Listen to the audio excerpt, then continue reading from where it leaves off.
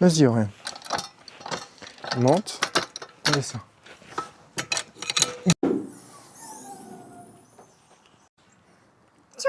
Oui, je tiens. Donc, on utilise une clé à tube de 21. Et pour maintenir la tige au milieu, j'ai des rallonges. Voilà, et ça permet de bloquer la tige au milieu.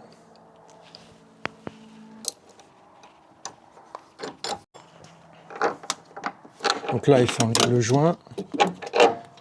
Et voilà. Et là, on a l'écrou qui maintient le ressort au niveau de l'amortisseur. Donc celui-ci, on ne l'enlève pas. On l'enlèvera quand on aura pressé le ressort. C'est du 16.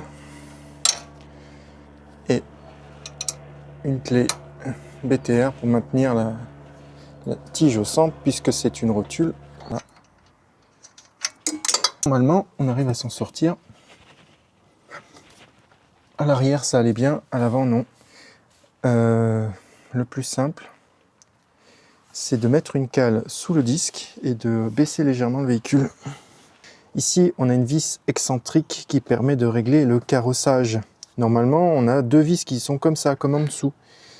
Mais dans ce kit, parce qu'on rehausse, il faut corriger le carrossage. Donc là, il est déjà réglé. On a cette rondelle, il faut que je marque des points pour remonter exactement comme c'était. Là, on va faire deux tracés, ça évitera de se tromper. S'il y en a un qui s'efface, voilà, et même ici. À l'arrière, il faut enlever cette partie-là. Là.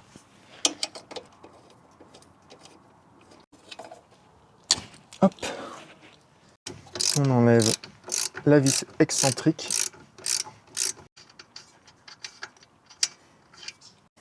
Donc au-dessus, c'est du 15, là c'est du 18. Alors, on va desserrer sans tenir de l'autre côté. Donc là, on est à 100 Nm.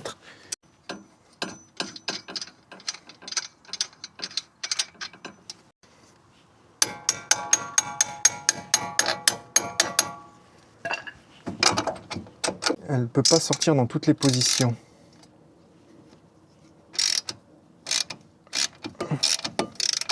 Voilà, on tourne jusqu'à que ça sort.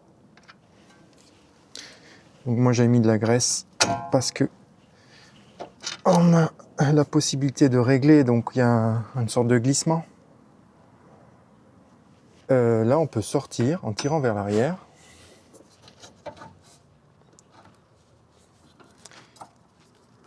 Voilà, sur le côté.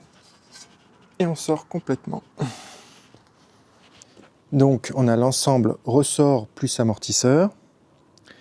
Ce qu'on va faire, du coup, c'est de comprimer le ressort.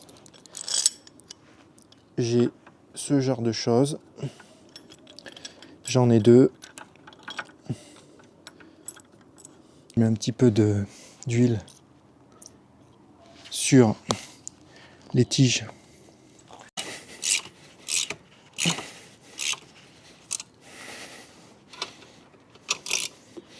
Alors ces ressorts, ils sont plus durs que les normales, hein, vu que c'est des renforcés. Hop, à partir du moment où on voit le ressort qui bouge par rapport à l'amortisseur, c'est que c'est bon. On enlève l'écrou qui retient le ressort. Donc moi j'ai une clé à tube. Donc là, il nous faut une clé pour bloquer au milieu. Même principe que tout à l'heure. Et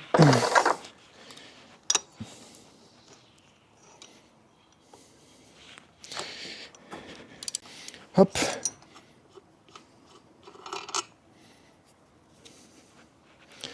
Donc on enlève la coupelle,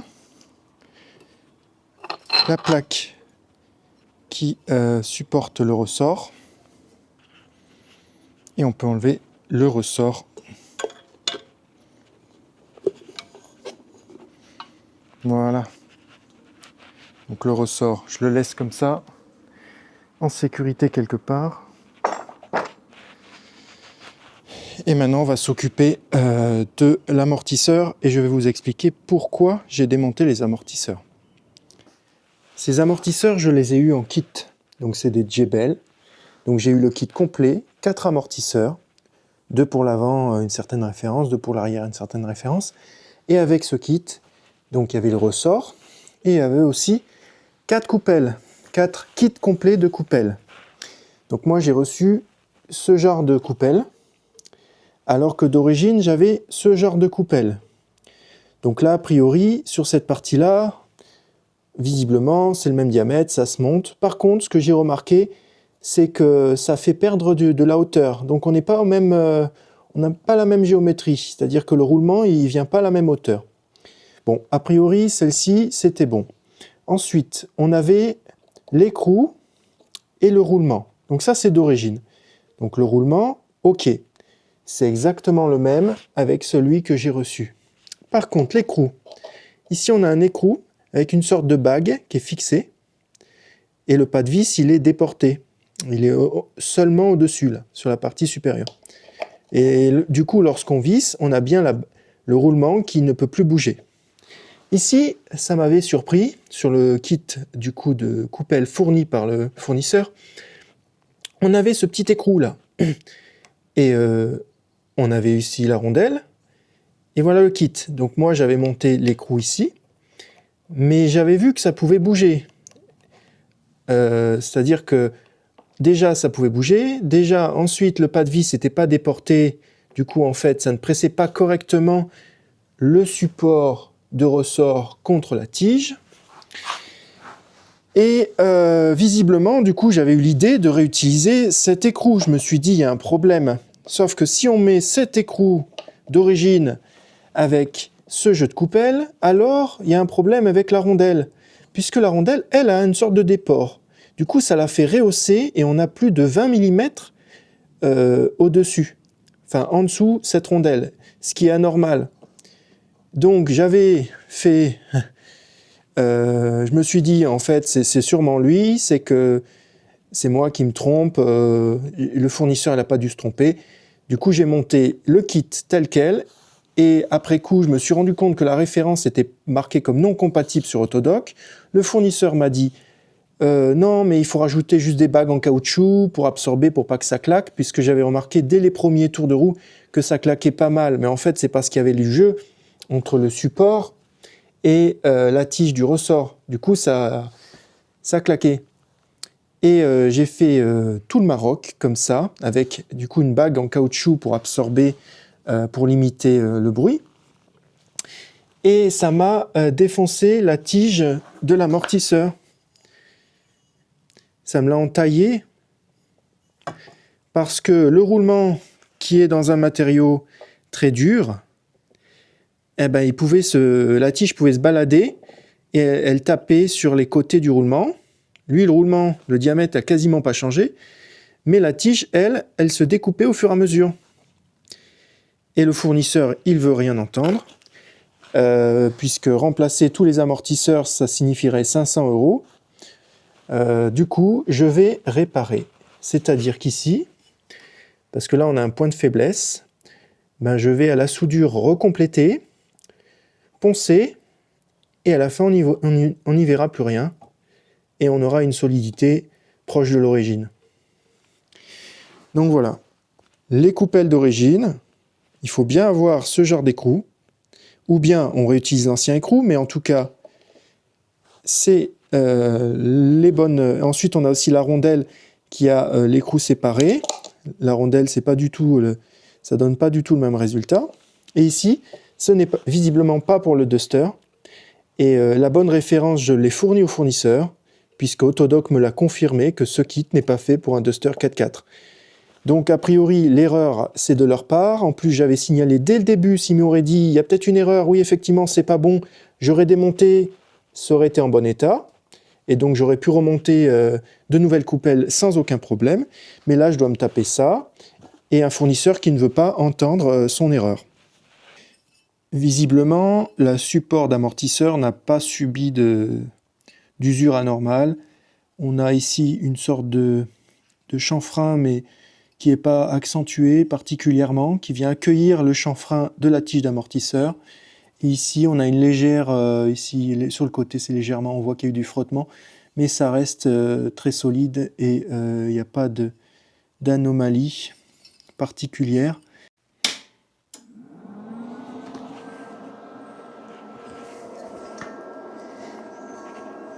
Avant de souder, il faut enlever toutes les impuretés. Donc là j'ai nettoyé, mais ensuite il faut chauffer. On chauffe pas très fort, hein, mais ça fait évaporer toutes les impuretés qui pourraient perturber la soudure. Donc on fait tourner. Et plus la pièce est chaude lorsqu'on soude, mieux c'est. Donc là, je protège la tige. Je mets une pièce en cuivre pour protéger le pas de vis, mais aussi pour me connecter la masse. Allez, réglage 53 ampères, 17 volts. Donc un réglage vraiment pas puissant. Je suis en 1 mm, un fil de 1 mm. Idéalement, il faudrait être à 0,6 pour des aussi petites soudures. Évidemment, je vais y aller en plusieurs fois. Le but, c'est de ne pas chauffer trop fort la tige.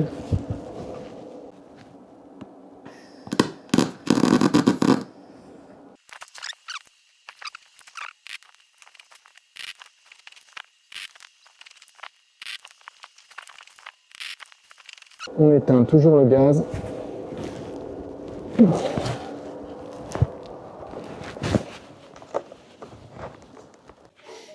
Donc, là on a la soudure brute. Donc là, rien de bien joli. Enfin, je vais tout poncer et on n'y verra plus rien.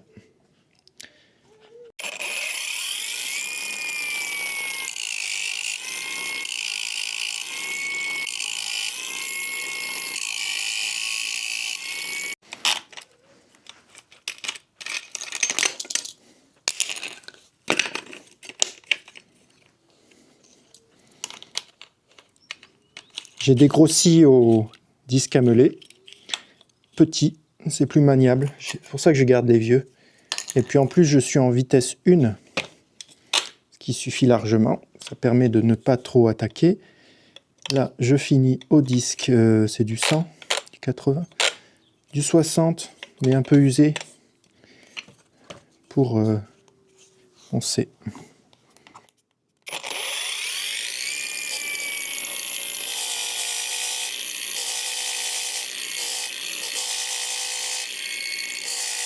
Il faut que cette partie-là, la sorte de bague intégrée, qu'elle passe ici et qu'elle touche au bout. Donc tant qu'elle touche pas au bout, c'est que j'ai pas assez poncé. Donc là, je pense qu'elle va pas aller jusqu'au bout.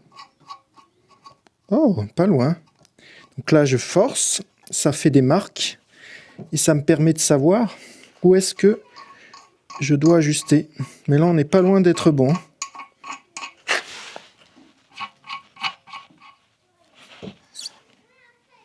Ici.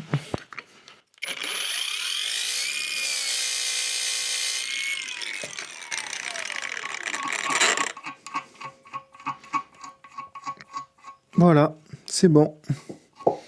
C'est fini pour cet amortisseur.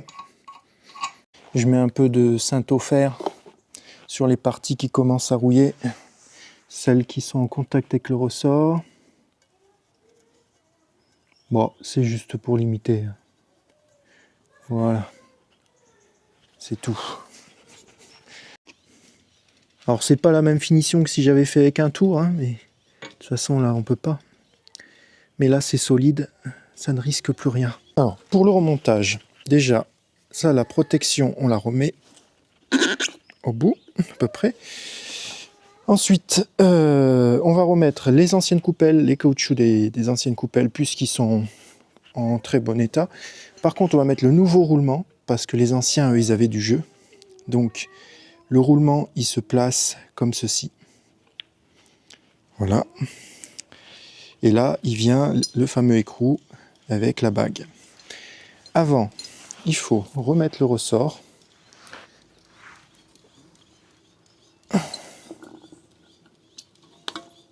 Replacer le ressort. Ici, on a une petite languette. Comme ça. On va le mettre que ça tienne un peu naturellement. Voilà.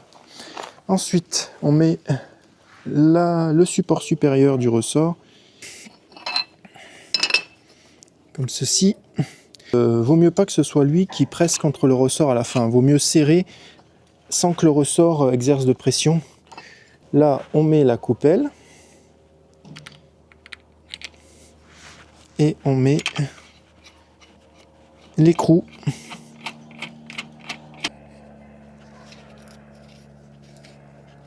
On commence par serrer à la main. Et on finit à la clé.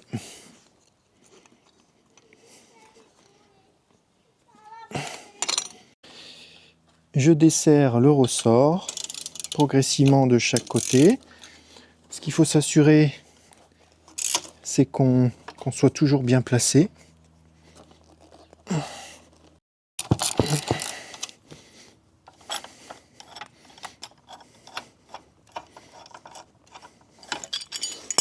Là où j'ai nettoyé, hop, faut le mettre dans le bon sens.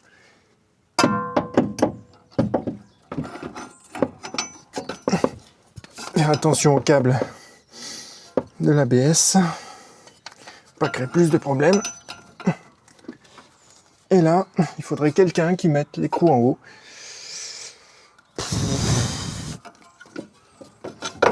Mais moi, je vais essayer de l'emboîter.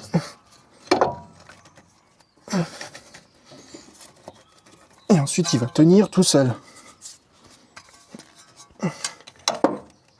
Voilà.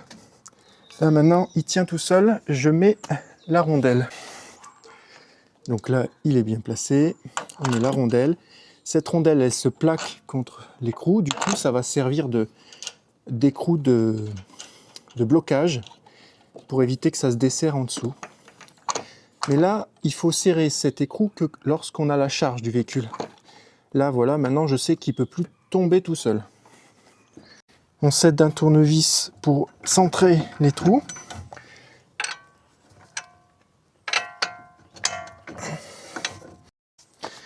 Et ensuite, hop, c'est bon. Donc là, si ça bute, ça ne veut pas rentrer, c'est que le cardan il est mal positionné. Si ça bloque, comme ça, on tourne et ça se remboîte tout seul. Parce que s'il ne faut pas taper, ça risquerait d'endommager ici la partie, le croisillon du cardan. Donc là, ça rentre tout seul. Voilà. Hop. Donc les marques qui sont bien positionnées. On met une petite goutte de frein filé, vraiment rien du tout. J'ai constaté que il était très fort. Il faut souvent chauffer pour enlever. Pourtant c'est du bleu. Oh, j'en ai trop mis.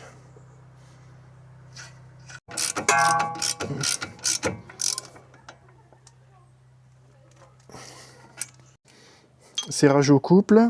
Donc la vis du dessous, qui est la vis d'origine, je mets à 90 Nm.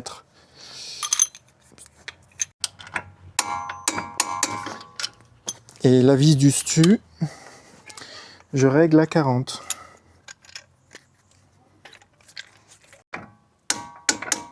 Et voilà.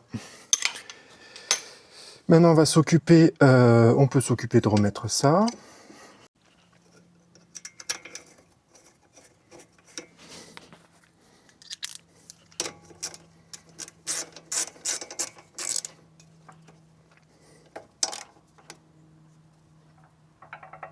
Voilà. Donc, pour remonter la biellette de barre stabilisatrice, on a le même problème que tout à l'heure. Je ne peux pas arriver à appuyer à la main pour la mettre dedans. Donc, ce qu'il faut faire, c'est remettre en compression. Je suis quasiment baissé à fond. Voilà. Et on remet l'écrou. Voilà, c'est serré.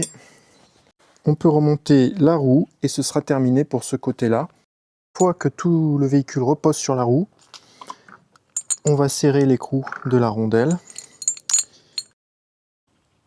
Voilà.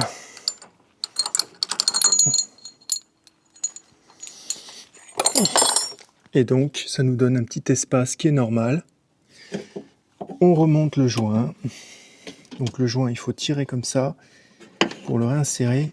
Et ensuite, on reclipse. Et voilà, c'est fini pour ce côté. On voit l'autre côté justement. C'est étrange, la distance ici est encore plus importante. Pourtant, j'ai l'écrou d'origine et j'ai la rondelle d'origine. Donc, il y a bien un problème de géométrie entre les deux coupelles, mais la partie caoutchouc, parce que là, on a... là-bas, on doit avoir 6-7 mm, ici, on doit avoir 11 ou 12 mm.